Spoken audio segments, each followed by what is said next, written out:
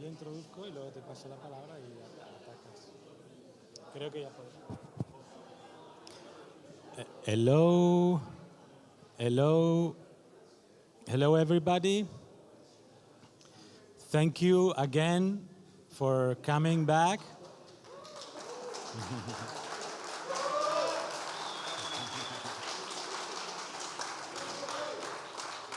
I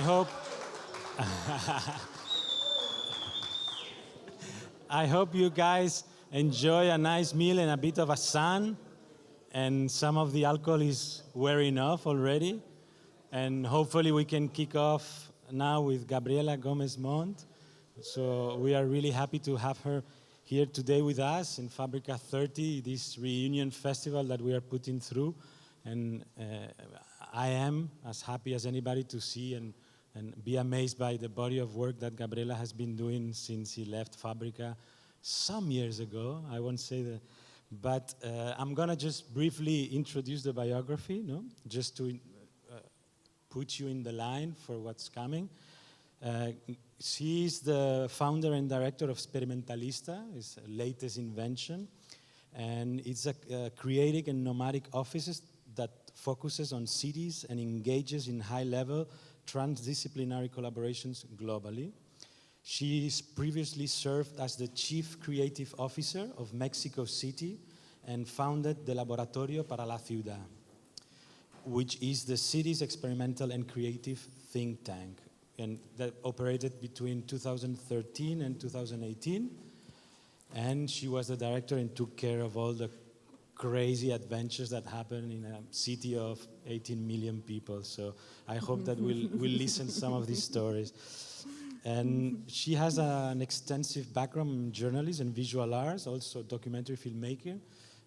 She was here at Fabrica as a photographer, and she realized several documentaries and continued to work in Mexico with organizations as Toxico, inviting guests from all over the world to the city. I was the privilege also to be there with her once.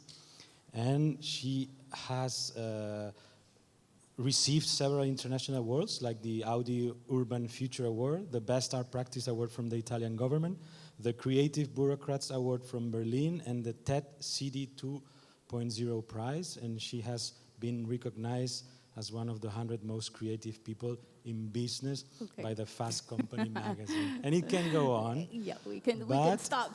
She's Gabriela. No, I know. I just say the things that she won't say, so I'm going to continue. So she's been fellow of institutions like Yale, MIT, Georgetown University, and the Canadian Urban Institute. And she is currently visiting professor of practice and senior policy fellow at UCL in London, where she's currently based. Let's welcome Gabriela. Thank you for being here. Gracias, Carlitos.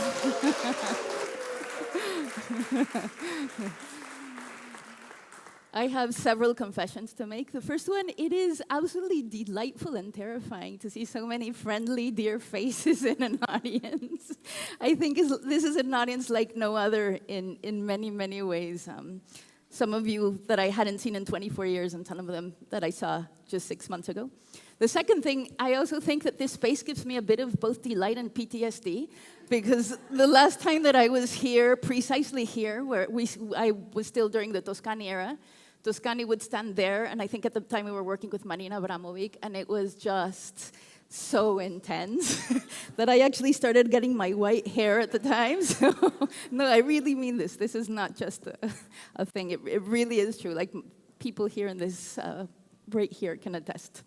But anyway, hola, I'm incredibly happy to be here. This in many ways is my alma mater, after my second alma mater, which is Mexico City, because university for me, to be honest, was boring and something that I needed to do. But it was when I came to Fabric, actually, that so many things clicked in many ways. So I am Gabriella Gómez-Mont, as Carlos said, but I am officially also Fab 119.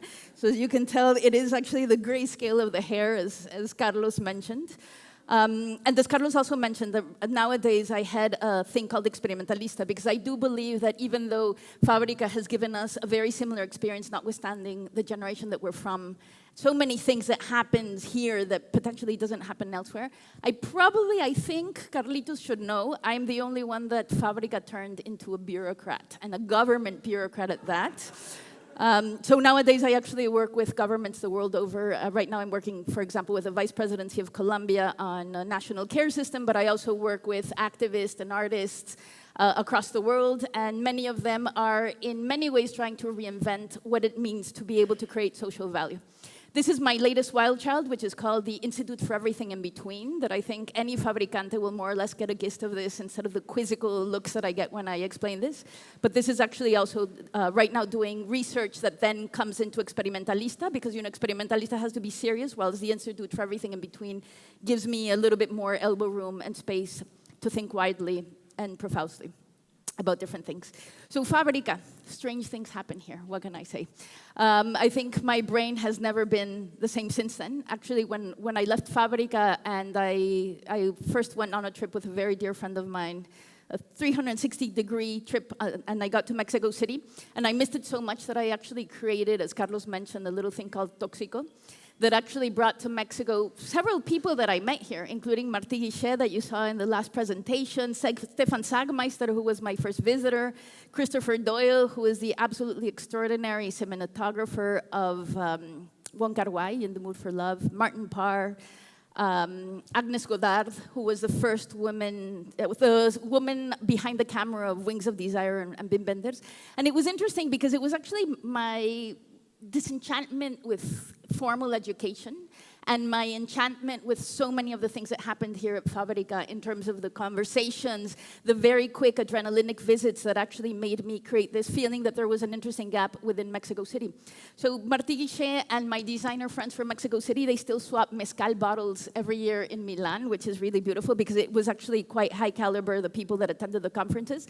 And then Agnes Godard ended up shooting the first film of a young Mexican director that then went off to win all sorts of awards. So it was really interesting to see how everything that I had experienced in Fabrica and all of the inspiration, what it actually meant to bring it back home. Simultaneously, because all of this that I'm going to share happened at the same time with Greg, who's over here. What is there? Okay, thank you. With Greg, who's over here, they flew to Mexico City, and we spent a very weird and strange month within Televisa, which is where Mexican soap operas get made. And it was a fascinating adventure, so we actually did the Colors magazine, and then with Fernando, who's also somewhere here in one row. Not that I worked on this Colors magazine directly, but we actually spent one of the most glorious trips I've had, a long month in Patagonia, visiting different puesteros, like the Outpost, that many of you might know this magazine, and Rolando Trujillo. Simultaneously with this, because one of the things that Fabrica really left me was this desire to have my hands in many pots and to do many different things. I was also doing things such as being guest editor for the first Vice magazine that came out of Mexico, the whole magazine, but working with amazing people such as José Luis Cuevas, who's a great photographer, doing interviews. This is part of a series where he did a home porn series. So this is both the accountant of the home porn as well as one of the actors. So it was, just like very interesting conversations to be had that in a way also Fabrica left me a penchant for many of these things. And just because it is all of the collaborations that still happen after Fabrica, when I actually filmed my first feature-length documentary that was called The Man Who Lived in a Shoe, which was literally about a man who lived in a shoe. It was Joshua Ray, who's also here, who basically designed the poster. And then simultaneously, I also founded a collective called Laboratorio Curatorial 060.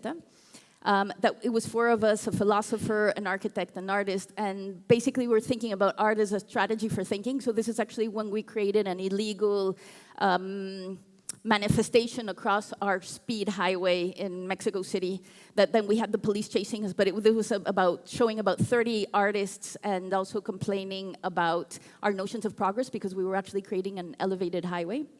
And also at the time, our first exhibition was with artists, for you, those of you who are in the contemporary art world, such as Francis Salis and Julieta Aranda and Santiago Sierra, and also it's really brilliant people. So it was a really interesting thing of basically finding my space that was very much Fabrica inspired when I got back to Mexico City. And then potentially something that was just as foundational and that really, just like Fabrica, sped me off in different directions was at one point in time that I got a TED Senior Fellowship. Eso, sí, TED also represented. And basically there, Fabrica taught me about multidisciplinary practices. It really was about you come in as a photographer, as a visual artist, and then you have to do design, you have to think about installations, you have to think about space, spatial practice, et cetera, et cetera. TED blew this even wider and further just because you have scientists writing science fiction, and you have artists hacking cockroaches, and you have like all sorts of wild combinations. And I started getting completely fascinated by the possibilities of transdisciplinary space, and also an interest that grew here and then grew even deeper in Mexico City, that is the big stubborn love of my life, I confess, was how do we start thinking about creative practices that not only have the creative ethos in relationship to arts and culture, but actually can travel elsewhere and can actually inform other disciplines, and what does it actually mean to work in transdisciplinary contexts? So after all of this wild journey, yes, I became a bureaucrat out of a really weird invitation by the mayor. Out of the blue, I got a call, and basically he offered for me to invent a city department from scratch. So I was off to a fellowship at the time, and I said no. I thought I would never, ever in my life go into government. Are you crazy? Like, I'm a creative. And then he gave me 4 months to think about it because they were in transition period. I was off to this fellowship as well that was actually made for a perfect space to think about new projects. And then I thought, it's actually a fantastic exercise as a speculative project. Like, imagine a Fabrica team thinking, what would a city department look like from scratch? And when I came back, I thought he would say no to everything because it would be outlandish and wild enough. And to my huge surprise, after I presented 4 months later, he said yes to everything. And 10 days later, I was being presented into this wild world, which is government and its bureaucracies. So it wasn't necessarily a normal type of bureaucracy. As Carlos mentioned, I founded Laboratorio para la Ciudad, which was officially the experimental arm / creative think tank of the Mexico City government. I reported directly to the mayor. I had about 20 people on my team. Half of them came from the humanities, and half of them came from the political and urban sciences. So there was everything from lawyers, administrators, urbanists, political scientists, internationalists, civic tech experts, AI experts, working hand in hand with artists, designers, filmmakers, philosophers, historians, writers, architects, futurists, and I'm sure I'm forgetting a few. But that was kind of like the mix, and it was also quite a young team. It was about 28 years on average, which is more or less the average of age in Mexico City. So it was really interesting as well to think that potentially we were also prototyping how to make government relevant again for a younger generation, that except for my administrator and my lawyer, we all came from civil society. We all came from being practicing civilians, if you will. And so it was actually quite a jump to step into government for all of us, as you can imagine. And of course, Mexico City being Mexico City, I also had a mass wrestler on my team. I used to keep it secret, but it actually speaks very much to the ethos of what we tried to create in the lab, because Jorge is a political scientist as well as an expert in mobility. But he's also a super dear character in Mexico City that defends pedestrian rights. So when we had the Guardian at the lab and they ousted him, because we used to keep his two identities secret, I suddenly really loved talking about this, because this was kind of like the tightrope walk between the critical and the possible that we wanted to navigate in a city like this, where when you see images like this, you potentially only and ever think of the critical, but there's also really interesting things that happen there.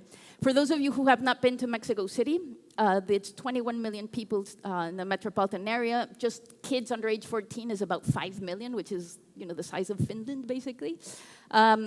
It used to have the world's richest man, billionaire, and now paltry number 10, 11 or so, but it also is one of the most unequal societies. So this was very much the context in which we were working.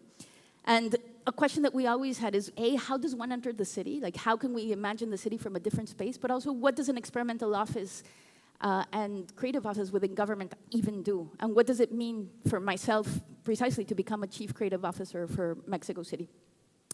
And in many ways, it seems that this leitmotif that I had since I'm 20 years old and that has accompanied me through several lives seemed very ill at ease at a place like government, but it actually ended up being one of my biggest adventures and very much leads many of the passions that keep me awake at night to this date. And basically that question was, how do we think about the city itself as a traveling surface for ideas? Like how do we take all of these creative practices and think how to travel the scales of the city from like a single block to a megalopolis, from a home to a service, if you will. And we were really interested in thinking about the urban, the political, the social, the creative, and the cultural, the tensions and the translations that get created between all of those liminal spaces that we were walking. And how does one even begin to think about new urban languages and political forms? So it was very much about this transdisciplinary mindset that I mentioned, and also how do we start off with a hybridity of practice? That it's not only people working transdisciplinary, but actually becoming transdisciplinary ourselves, of truly learning and becoming symbiotic in many ways with each other. And then also, can we even think about citizenship itself as a creative act? Can democracy be thought of as a creative practice?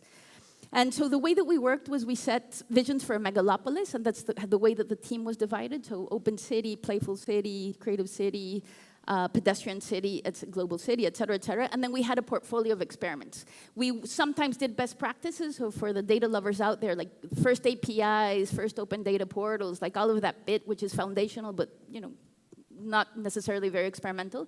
But then we would also find the gaps and say, look, oh, this is actually where we can experiment. So for example, with Playful City, we did tools of something that I'm to this date fascinated by, which is spatial justice. To give you one example of why spatial justice is important, Mexico City has about 60% green space, but we have neighborhoods with about 52% of green space per inhabitant and others with less than 3 square meters. So what does that mean in terms of the tyranny of the averages, if you will, and how can we think about the city at a very both macro as well as minuscule level? So this, for example, we did about 200 tools of these that we shared with the rest of the government, where you could actually map out across the city the number of kids block by block, then map out the access or lack of access to public space, and then also the indexes of marginalization and segregation that the city had across. So in a place like Mexico City that is full of urgencies, we, with these types of tools, had a way that we could actually enter specific conversations and say, these are the priorities. In places that have the least, this actually becomes the most urgent spaces of intervention. So at the same time that we were working more formally with other city departments, we were also bringing in young artists and creating a lot of call for proposals. Like this is Aros by Tor that actually became like a really lovely, they're doing some really lovely work, but this was still, they were just out of university, and this was an underutilized park because the families there were kind of frightened of having their kids play there because there was a homeless community around it.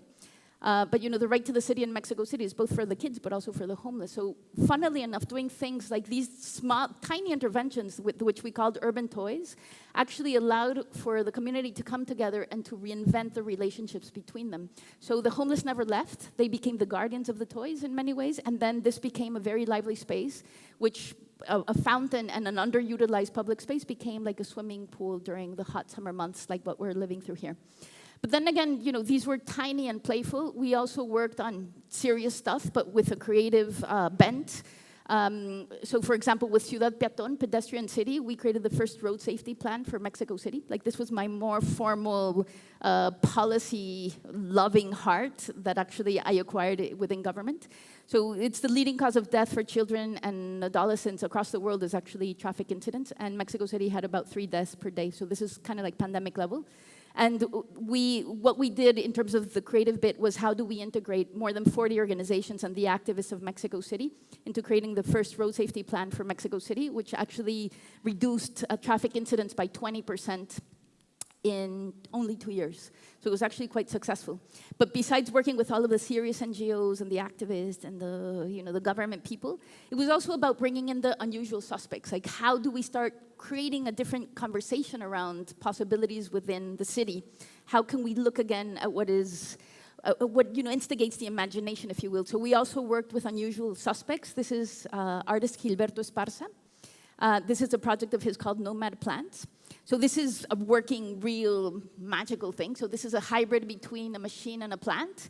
It has hydrophiliac legs, which means it can sense the humidity in the earth, so it can walk, it's automated, so it can walk on its own towards the river. It takes it for granted that urban rivers are polluted, so it cleans up the water, it feeds the plant in turn feeds the robot. It can live in the wild for about a month, and if you try to get near it, it actually runs away. Very clunkily, but still it runs away. So this is, I mean, besides being an amazing, both artistic as well as engineering and biological feat, it was also a great conversation starter with the people living near the rivers of Mexico City, because it's one thing to come as boring bureaucrats and say like, oh, you shouldn't wash your clothes in the river because this happens, and it's another thing to have these fabulous conversation starters that actually enter policy through curiosity in many ways.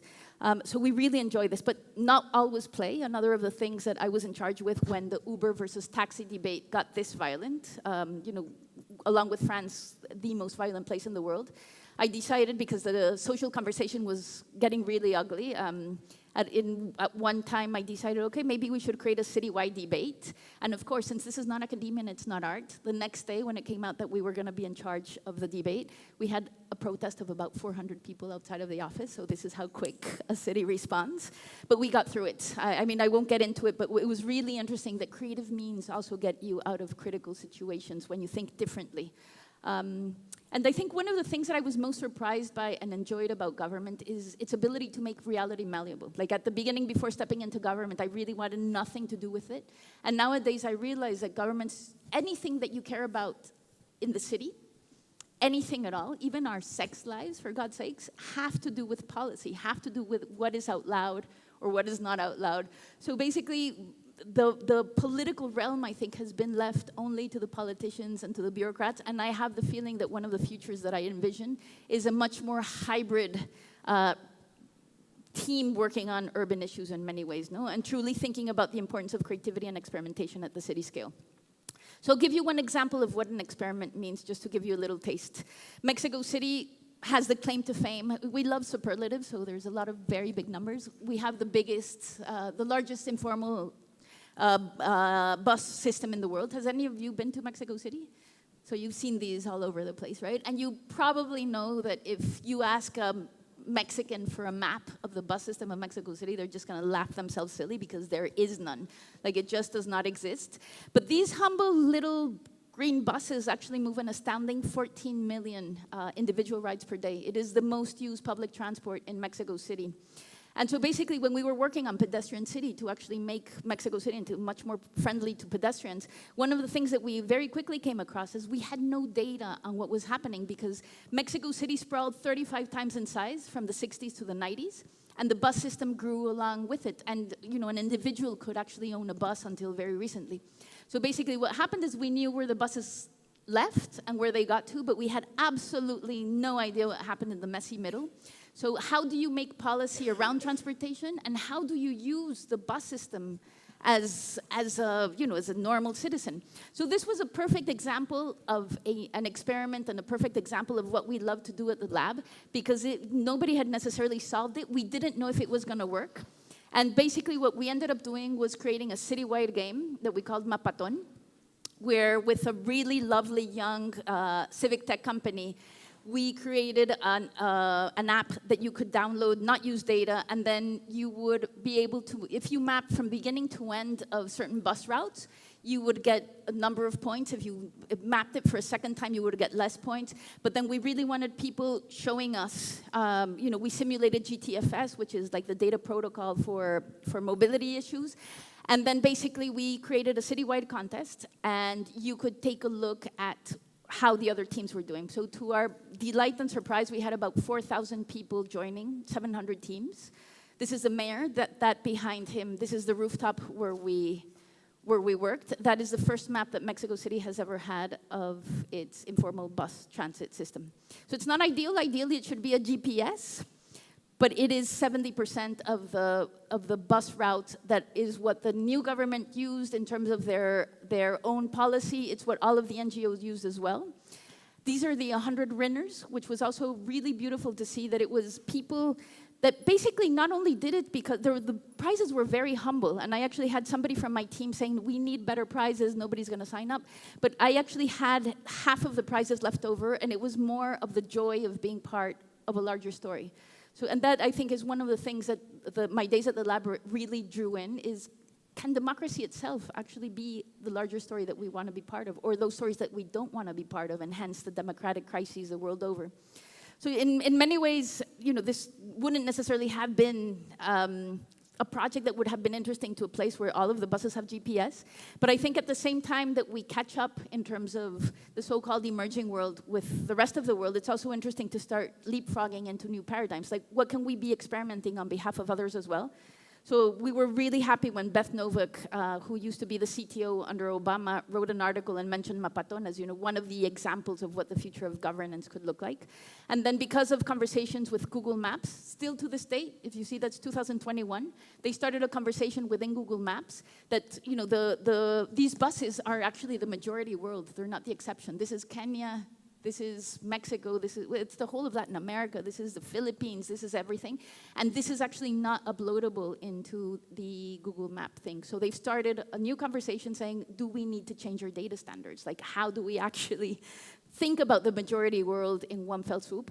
And then to the state also, which I really like, because this is an experiment that's already 5-6 years old. To this day, there's a mayor school at Harvard, and they actually study the case study of Mapaton as an exercise of civic response to just be able to engage with some urban challenges.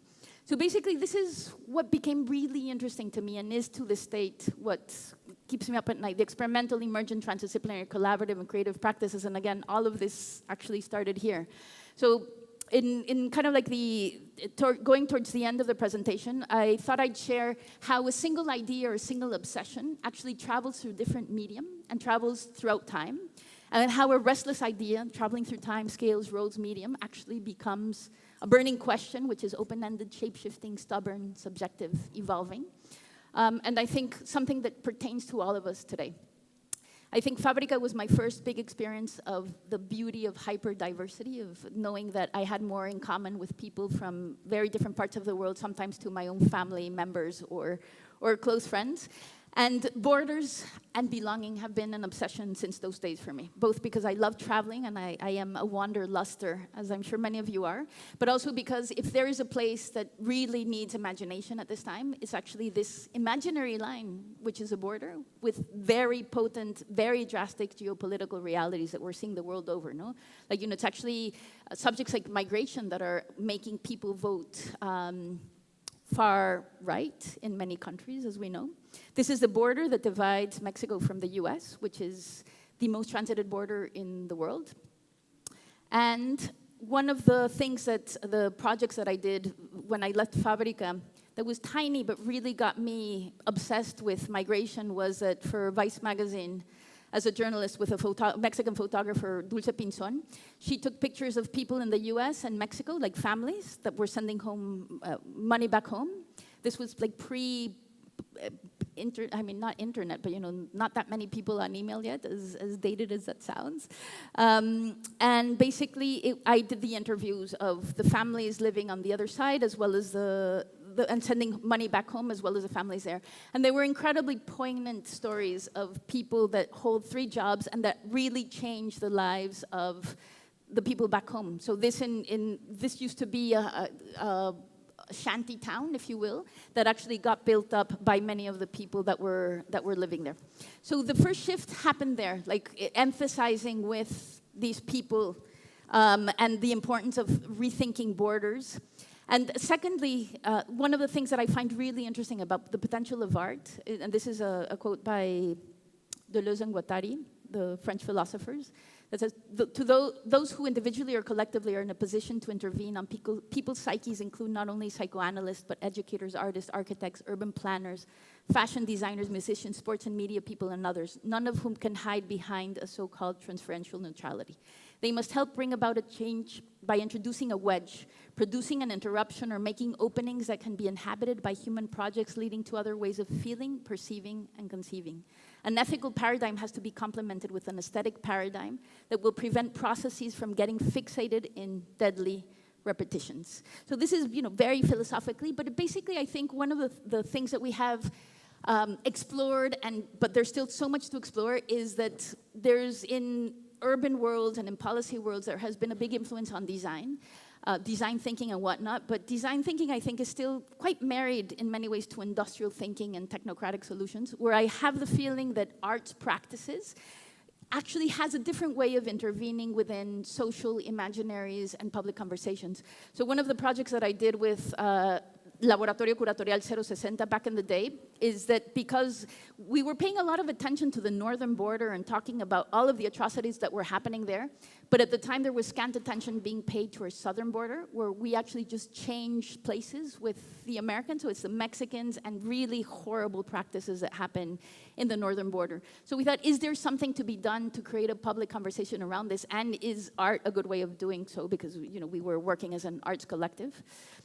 So we did more than 30 projects, but I will just share one, which was really interesting for us because it got the public conversation going in big ways. This is Guatemex. What you see there is the river between Mexico and Guatemala, hence Guatemex, of course. But it was really interesting because Eder Castillo, René Hayashi, and Antonio O'Connell, who were 3 artists that we worked with, well, 2 artists and 1 architect, they found out that there was, the middle of the river is actually a no man's land. It's a place where there's no jurisdiction. So whatever happens in the middle of the river, neither Guatemala nor Mexico can say anything about it.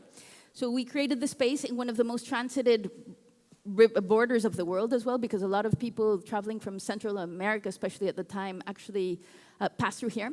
And what we did there was, I don't know how now, but because this is 2006, as you can see, we put internet there. There was a computer, and basically what happened is that they could check all of the safe routes on their way north. There was somebody manning the chat 24 hours a day. They could take a look at everything from their rights, get advice, know where all of the safe stopping places were, everything from food to clothes to shelter, and as well, like what would happen if anybody stopped them along the way. No, to really just like grant this is a flow and a movement, and I know migration brings up very big emotions, but still, like, asking for asylum is in theory an international right, and many of the people that actually traverse a very difficult, very dangerous territory on the way, which is Mexico, on their way to the US, actually have the right to ask for asylum. So how could we make this as a safe passage? So this lasted for a month. It was not a permanent project, but it did give us a taste of basically when you intervene symbolically, then the press covered it quite a lot, and it got a conversation started that we then handed over to people that were actually working on policy. And at that time, one of the things that was interesting to me, that gave me a thing of saying, this is actually what I would love to do for the rest of my life. One of the awards that Carlos mentioned was actually for Frontera. It was called Frontera Sketches for a Future Society. Was basically the unusual ability to arouse feelings of freedom, imagination, and poetry that many of these artistic interventions had. So I think that this is what art does really well, and I find it incredibly interesting to see how that actually gets married into the world of politics and the world of policy, as unusual bedfellows as they sound. No, and one of the things that I believe in this age of polycrisis, as they call it, that the other thing that art does really well and that creative practices do really well is that it allows for staying power. Like, if you are fascinated enough, you will stay with the complexity and the messiness of the issues at hand, instead of thinking that anything will get solved in 5 steps of design thinking. No, like this really needs to be something about intervening within political, social imaginaries and whatnot. Another project as a filmmaker that I did with Bernardo Loyola, a dear friend of mine, was a short documentary film. This was in Hidalgo, which is smack in the middle of the country. But one of the issues that they had is that a big chunk of their population actually left Mexico to go to the US. So 70% of the men and the young people left, including women, and it was mostly older people as well, senior citizens as well as kids that were left behind. So they got together as a council and said, what do we do about this? And since the terrain was very similar to what the crossing in Arizona is, they actually decided to create a Parque Coalberto, which is a wild idea but was highly successful, where for one day you can actually pretend to be somebody crossing the border. They have border patrols, they have uniforms. Most people that actually work there have crossed the border. And so basically it is like they say, it's a place where people can be empathic with the people crossing the border, but to be honest, it also became somewhat of a place where people could feel like the dangers, especially when traveling with children or when older people were traveling.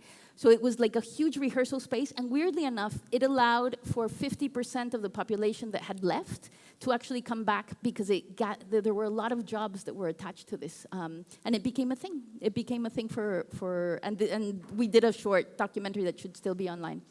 So going back to Laboratorio para la Ciudad and coming soon to a close, all of this was really interesting for me, and at the same time, I also had a penchant to put some of these ideas into practice. Like, what does it mean to also be able to make more elbow room within that thing that we call reality, not only symbolically, but also in life, if you will. So because of my obsession with borders, that again started informally here, one of the teams at the lab was Ciudad Global City, and we were rehearsing new forms of citizenship, questioning borders and boundaries.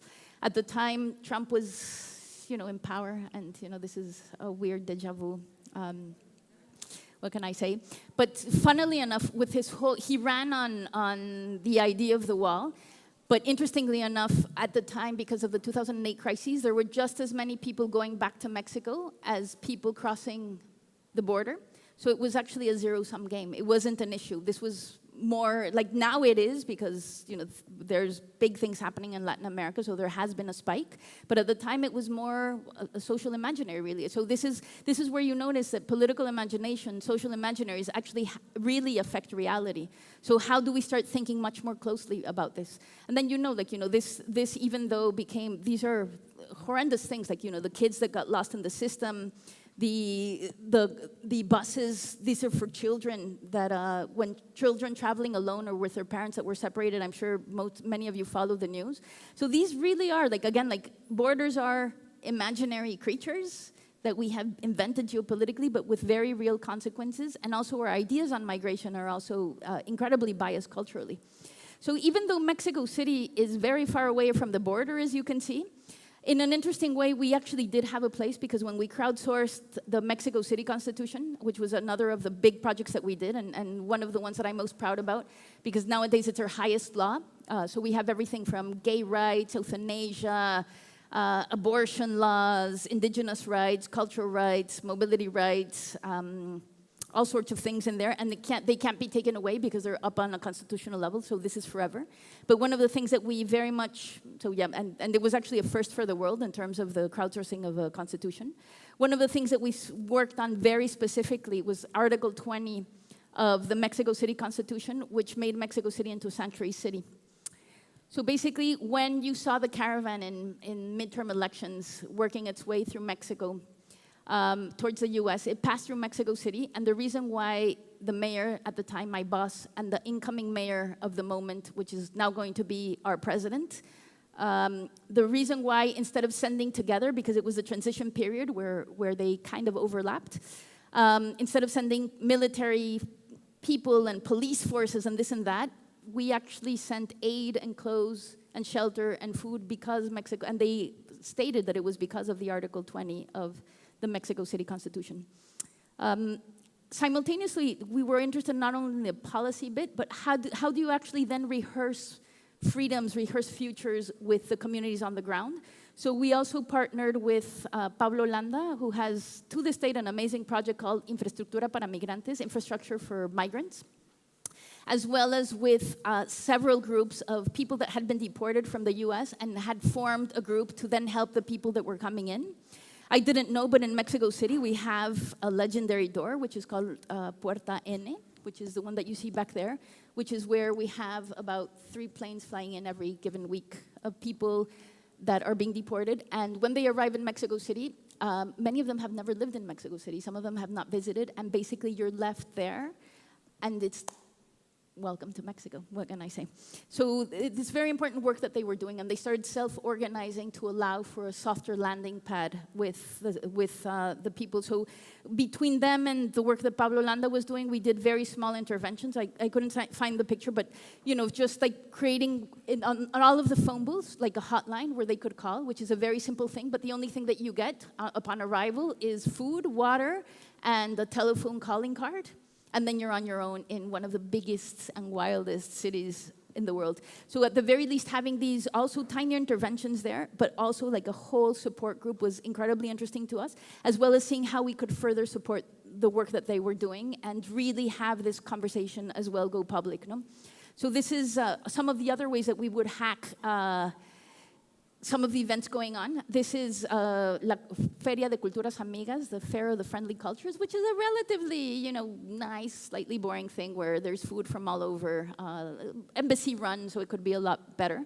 But we decided that year to work with the Office of Foreign Affairs for two things. One of them was to create a contest with young architects so that instead of creating like these ugly stalls and then throwing them away, like how do we use this as an experimental ground for the young architects of Mexico City? Very much in line, but slightly larger scale. And also, how do you hack the rules of engagement? So we had just had an earthquake in 2017 where it devastated a lot of small towns.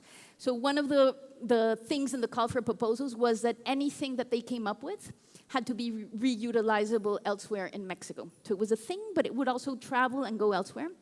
And so TOA won this, and this is, underneath that city, as the people that have been to Mexico City probably know, there is an Aztec city right underneath. So this is actually a mimic of what lies underneath the Zócalo. It was a really great, they're doing amazing work nowadays, and this became at the time, one of their main portfolio things. And now, to this date, all of those things that you see there actually went off to other places as civic centers, as community centers, as other things. So instead of throwing it away, it had a second life, which I find quite beautiful. But getting back to the migration story, what we did with one of a very large pavilion is Mexico City has amazing citizen-driven projects happening on the ground, but we live in such a huge megalopolis, like people doing land trust and different things, organizing cultural centers, care centers. I mean, there's all sorts of things, but we don't find out because the city is so huge. So we created an exhibition space of all of the civic-minded projects within the Zócalo, and there's about 2 million people that pass through every weekend.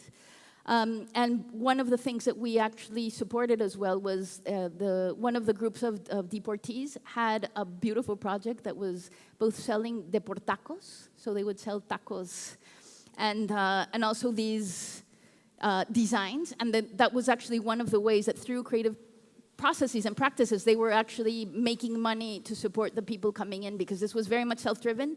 And part of the conversation that we began with them is like, how does this actually acquire state response? So there's other examples of the stuff that we did. This is just like maybe 5% of what the lab did, but I wanted to show like the evolution of a story. Of course, it's not a perfect story because, as we know, Mexico City, again, is not the border. And right now what is happening the world over in terms of our borders, this is once again our southern border, is actually incredibly tragic. But at the very least, at the city scale, there's something interesting that goes on in terms of both how we accept hyperdiversity, how we can think about sanctuary cities, and then hopefully, as other things have happened in terms of, let's say, gay rights and abortion rights, then travel to the rest of the country. But there's a stickiness about cities that I really enjoy.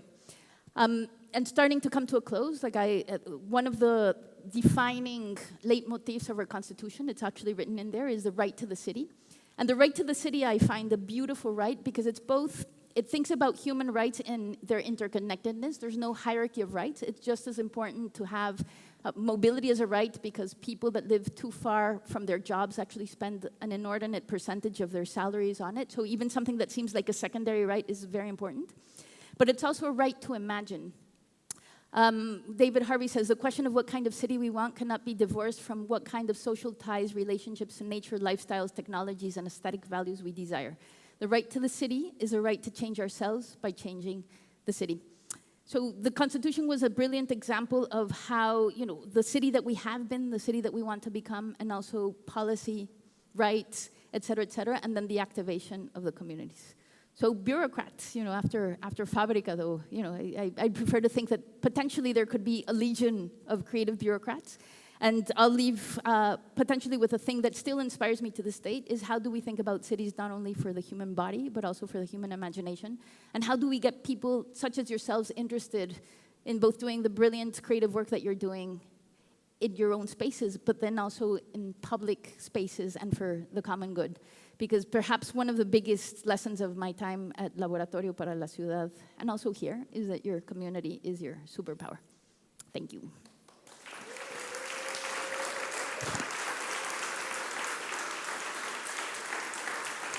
Questions?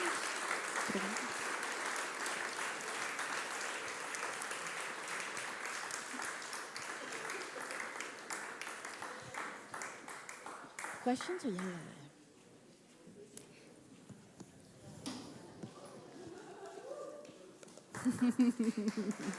Yay.